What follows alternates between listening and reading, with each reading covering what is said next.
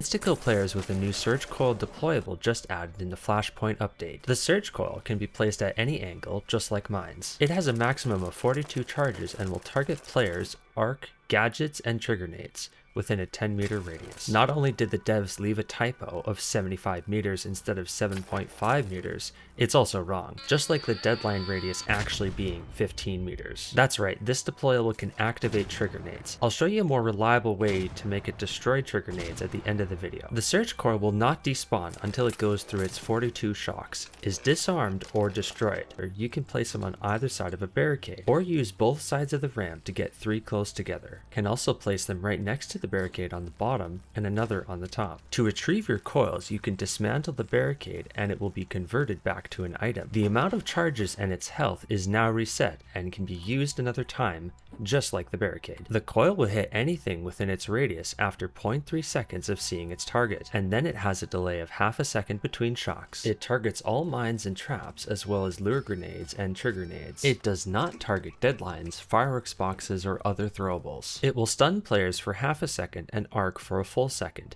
doing 3 damage each time for 6 damage per second. Each coil has a maximum potential damage of 126, enough to kill light shield but not medium with just one coil. The first hit from the coil will always stun. Then there's a cooldown of 4 seconds. This is tied to the player, not the coil. Adding more coils does not bypass the stun cooldown. The line of sight of the coil is from the top. This allows you to phase the top of the coil through a surface like the barricade support ramp and have them right next to each other. Just like the Jolt Mine, Showstopper, or Hornet Driver, the stun cancels certain actions, but because it repeats, it can be good for area denial. It will stop you if you're walking or running. It does not stop momentum when dodging or jumping. It will knock you off zip lines and cancel other interactions like deploying items, breaching doors, and opening containers. It does not knock you off ladders, but it does cancel aiming down sights. The stun will stop you from mantling, but won't cancel the mantle animation if you mantle before getting shocked. Impact grenades are the cheapest solution to counter this trap, as they have 40 health, meaning 2 impact grenades will destroy it. Almost instantly kill players with a firing squad of Tesla coils by using the barricade layering method to create a compact Tesla trap. Aim around here to place overlapping barricades, or use Raider flares as insulators to break the line of sight of the coils. Then activate the flares so the coils don't destroy the flares. Like a lure grenade, the coil will distract the arc, while also lasting longer than a lure grenade if it doesn't get damaged. Place the coils in spots that would be hard to shoot or damage while having a line of sight to players' feet. There are spots in the train where you can place 3 coils without them attacking each other. Also, placing a coil here will stun the player when they interact with the console. Consider becoming a member to get early access to these videos. Place 2 coils separated by an activated Raider flare to instantly kill trigger nades, or place them 7 meters away from the door on both sides for a similar effect to block doorways. The blueprint can only be obtained during special conditions on dam battlegrounds. Electromagnetic storm yields the best chances, and it spawns in residential containers, metal crates, and lockers. For these to be viable outside of trapping, it needs to destroy trigger nades in 1 hit instead of 2. Also reduce the damage or explosive radius of the trigger nade when it's hit,